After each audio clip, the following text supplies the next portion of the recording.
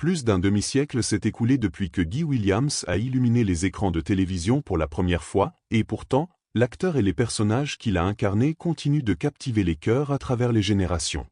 Dans les années 1950, il a conquis le monde avec la série d'aventures en cape et épée Zorro, produite par Disney, un rôle qu'il a propulsé au rang de héros masqué iconique.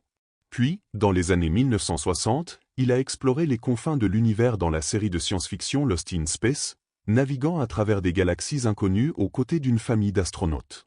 Mais juste après ses triomphes, Williams a fait un choix radical. Il a tourné le dos aux projecteurs d'Hollywood, s'est exilé en Amérique du Sud et a laissé les feux de la rampe s'éteindre derrière lui. Qu'est-ce qui a pu pousser un homme au sommet de sa gloire à abandonner ainsi la célébrité? Était-ce le poids du typecasting, une lassitude face à l'industrie impitoyable ou un désir profond de liberté? Aujourd'hui, nous plongeons dans les méandres de sa vie extraordinaire en nous appuyant sur des témoignages inédits, y compris ceux de sa propre fille, qui confirment enfin les rumeurs persistantes sur sa fortune discrète et ses motivations cachées.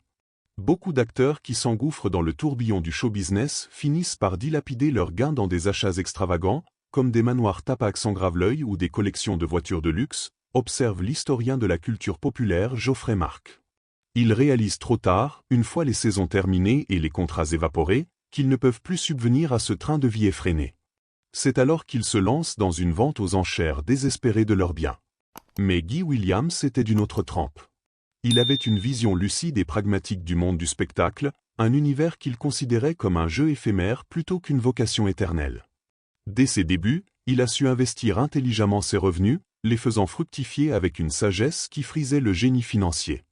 Lorsque Lost in Space s'est achevé en 1968, il n'était plus un simple acteur en quête de rôle. Il était un homme immensément riche, libéré de la nécessité de travailler pour survivre. Il n'avait plus besoin d'être sous les feux des projecteurs, confie sa fille dans une rare interview. Son attitude était simple, ce fut charmant, les amis, mais maintenant, je passe à autre chose. Avant d'endosser le masque de l'homme en noir ou de sillonner les étoiles, Guy Williams n'était qu'Armando Joseph Catalano, un garçon issu d'un milieu modeste qui allait tracer son propre chemin vers la gloire. Né le 14 janvier 1924 dans le quartier animé de Washington Heights à New York, Guy Williams, ou plutôt Armando, comme l'appelaient ses proches, grandit dans une famille d'immigrants italiens confrontés à la dure réalité de la pauvreté américaine des années 1920. Son père, Attilio Catalano, était un courtier en assurance originaire de Messine, en Sicile, fils d'un riche exploitant forestier qui avait investi dans des terres boisées du New Jersey. Attilio avait émigré aux États-Unis en quête d'opportunités, mais la Grande Dépression avait vite érodé ses ambitions, le reléguant à un quotidien de labeur acharné. Sa mère, Clara Arcara Catalano, venue elle aussi de Sicile, d'une petite ville près d'Eris, incarnait la résilience des femmes immigrées, elle élevait la famille avec une poigne de fer tout en gérant les fins de mois difficiles. Washington Heights, avec ses rues bruyantes et ses immeubles surpeuplés, était un creuset culturel où les odeurs d'ail frit et de pain frais se mêlaient aux accents italiens et yiddish. C'est là qu'Armando apprit les valeurs de la persévérance et de l'indépendance, des leçons qui le marqueraient à jamais. La famille déménagea bientôt dans le quartier de Little Italy, au cœur de Manhattan, un bastion de la communauté italienne où les fêtes de rue et les processions religieuses rythmaient la vie.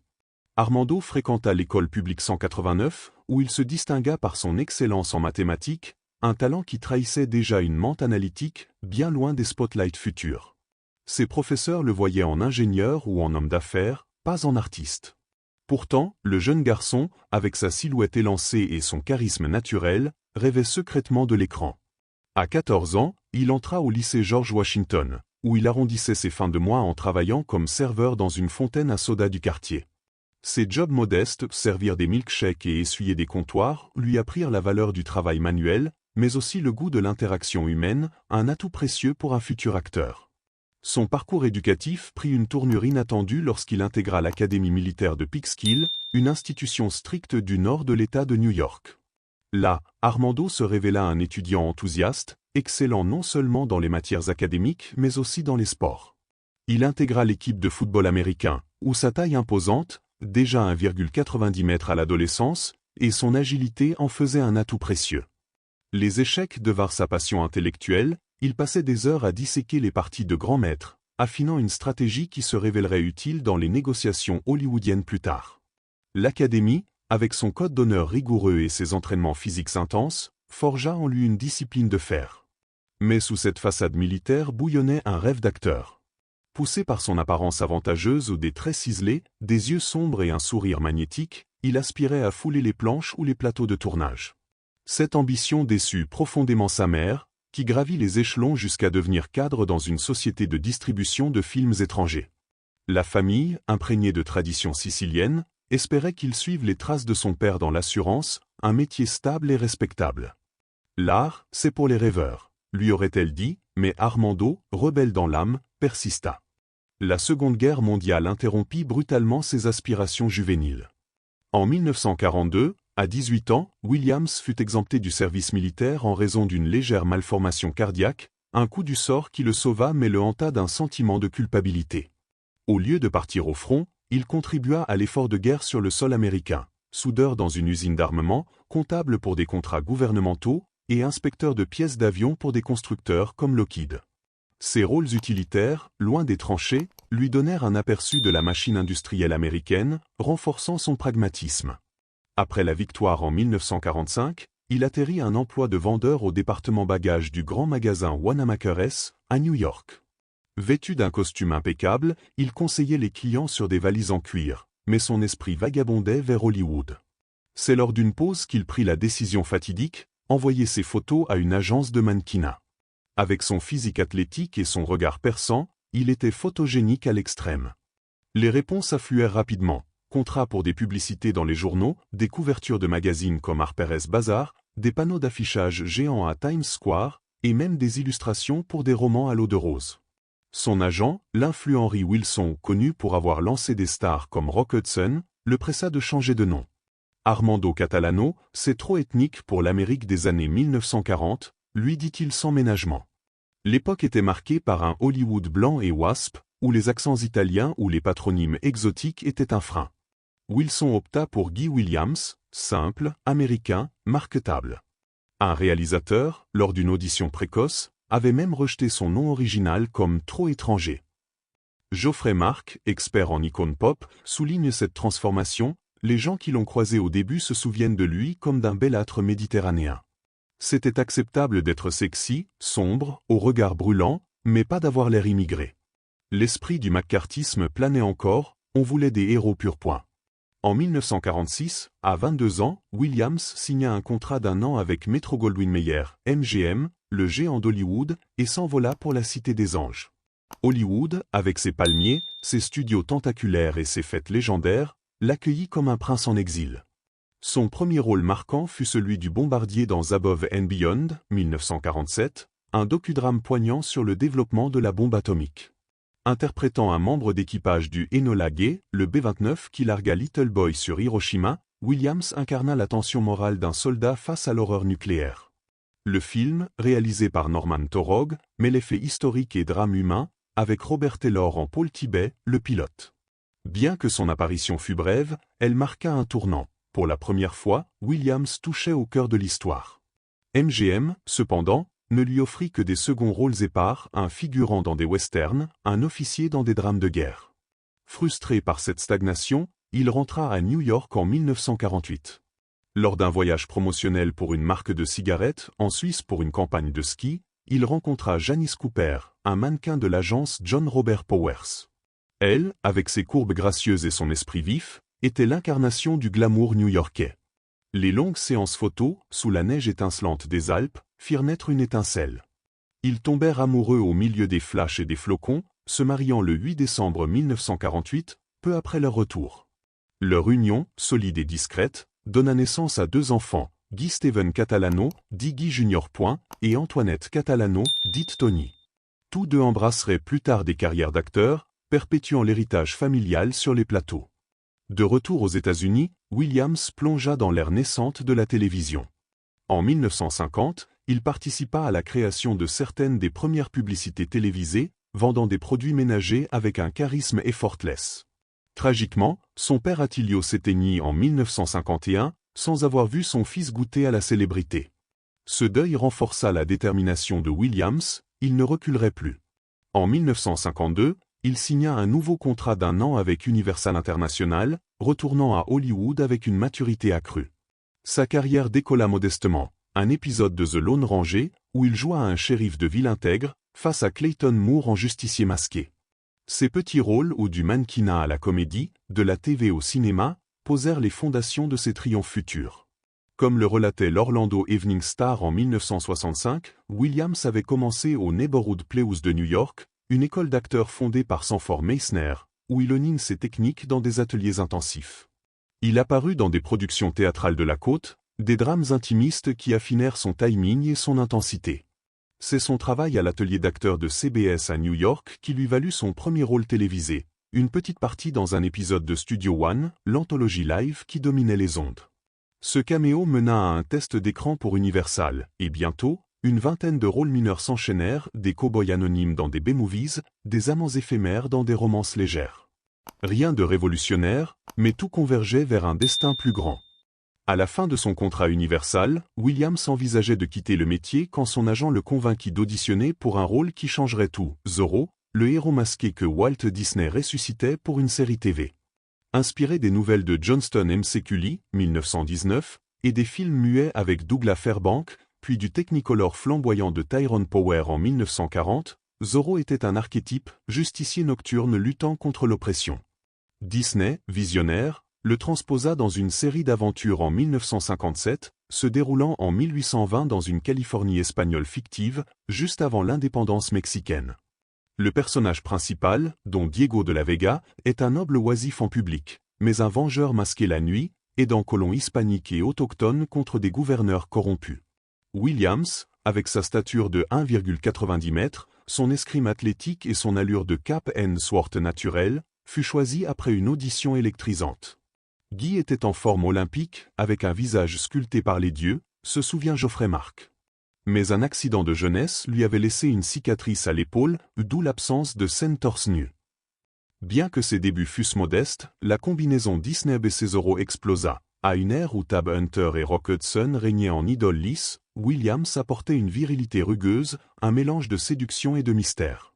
Le développement du personnage fut un exercice d'équilibre délicat. Williams auditionna avec un accent espagnol épais, qu'il prévoyait d'atténuer progressivement. « J'ai commencé fort, pour pouvoir l'alléger », expliqua-t-il plus tard à Starlog. Pendant les répétitions sur les plateaux de Burbank, Walt Disney en personne veillait au grain. « Peux-tu l'atténuer un peu, Guy ?» demanda-t-il souvent, incertain. Williams s'ajusta, testant des nuances jusqu'à ce qu'un jour, sans commentaire de Walt, il sut avoir trouvé le ton parfait. Un espagnol subtil, aristocratique, sans caricature. Zorro devint un phénomène instantané. Diffusée sur ABC de 1957 à 1959, la série compta 78 épisodes plus 4 spéciaux d'1 heure. Son format innovant, chaque chapitre se terminant sur un cliffhanger haletant, préfigurait les binges modernes de Netflix. Les duels à l'épée, filmés avec une chorégraphie précise par des maîtres escrimeurs, captivaient les familles. Les produits dérivés explosèrent, masques, épées en plastique, comics, et même un disque de chansons de Zorro chanté par Williams. Le show redéfinissait la TV du samedi soir, boostant les audiences ABC de 30%. Pourtant, dès 1958, Williams pressentait le piège du typecasting. « Quand je ne suis pas Zorro, je suis Diego », confia-t-il au Longview Daily News. C'est comme un film infini, on ne peut jamais conclure en tant qu'acteur.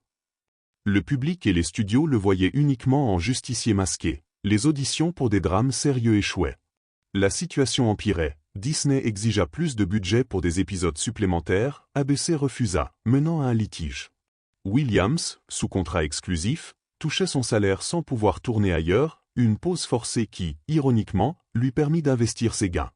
Malgré le succès, Zorro s'arrêta après 2 saisons, ne laissant que les spéciaux. Williams, libéré, chercha à diversifier. Entre Zorro et Lost in Space, il fit une apparition fugace dans Bonanza, 1964, le western familial de NBC.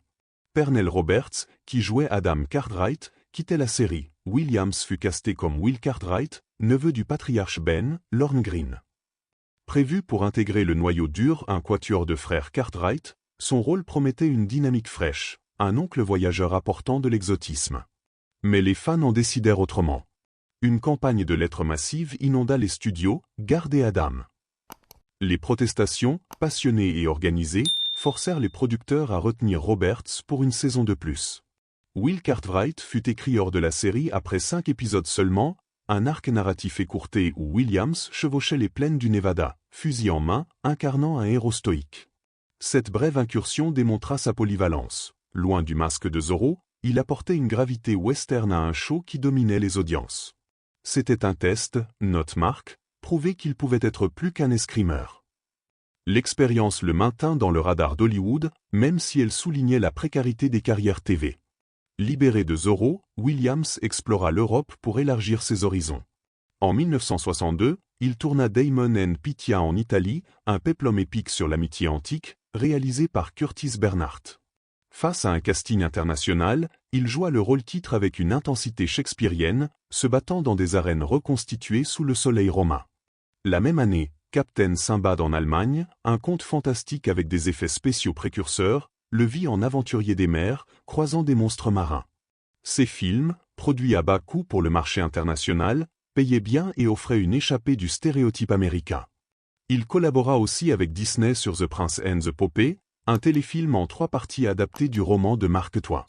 Se remémorant cette période au Bristol Daily Courier en 1965, Williams dit « Quand le tournage s'acheva, je me demandais « Pourquoi rentrer ?»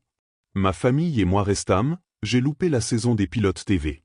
Je voulais une autre série, ça cadre avec mon plan maître, Yacht en Méditerranée, et les rediffusions de Zorro qui rapportent encore. Ces chèques résiduels, modestes mais constants, étaient son filet de sécurité.